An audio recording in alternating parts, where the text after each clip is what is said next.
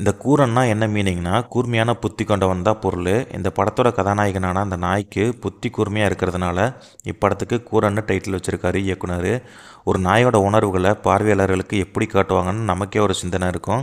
ஆனால் அந்த படத்தை தொடங்கி அடுத்த காட்சியிலே பார்த்திங்கன்னா அழகாக காட்டியிருப்பார் இயக்குனர் நிதின். ஒரு நாய்க்கு இவ்வளோ அறிவு இருக்குமாங்கிறத நம்மளே யோசிக்க வைக்கும். அதற்கு ஒரு முன்கதையும் இன்டர்வல் பிளாக்கில் ஓப்பன் பண்ணி விட்டுருப்பாங்க.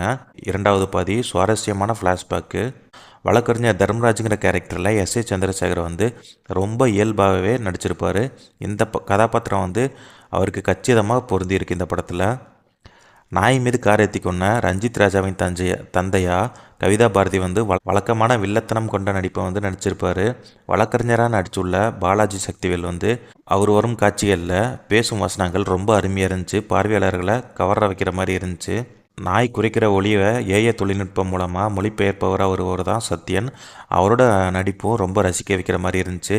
எஸ்.ஏ. சந்திரசேகரோட உதவியாளராக வர இந்திரஜாவும் நல்லா நடித்து ஸ்கோர் பண்ணியிருப்பாங்க. மார்ட்டின் தன்ராஜ் ஒளிப்பதிவில் கொடைக்கானல் மலை பிரதேசங்களில் கண்ணுக்கு குளிர்ச்சியாக நல்லா எடுத்திருப்பாங்க. ஒரு நாயை பற்றி கதையாக இருந்தாலும் அதோட உணர்வுகளை வெளிப்படுத்துகிற வகையில் நன்றாகவே பின்னணி இசை கொடுத்துருப்பாரு சித்தார்த் விபின். அது மட்டும் இல்லாமல் பாடல்களும் நல்லா ரசிக்க வைக்கிற மாதிரி இருந்துச்சு. இந்த படத்தோட ப்ளஸ் மைனஸ் பார்த்துடலாம்.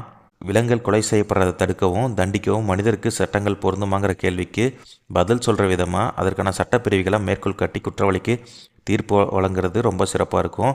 அதோட நீதிமன்றங்கள் கண்ணால் கண்ட காட்சியை வச்சு மட்டும் இல்லாமல் அதோட உணர்ச்சிகள் அடிப்படையிலையும் சாட்சியாக எடுத்துக்கிறதுங்கிறது இந்த கேள்விக்கு பதிலாக சொல்லப்பட்டிருச்சது ஒரு ப்ளஸ்ஸாக இருந்துச்சு. இருந்தாலும் முதல் பாதி காட்சிகளில் ரசிகர்கள் ரொம்ப சோர்வாக காணப்பட்டாங்க. இரண்டாவது பாதியில் சில காட்சிகள் ஏற்றுக்கொள்கிற அளவுக்கு இல்லை.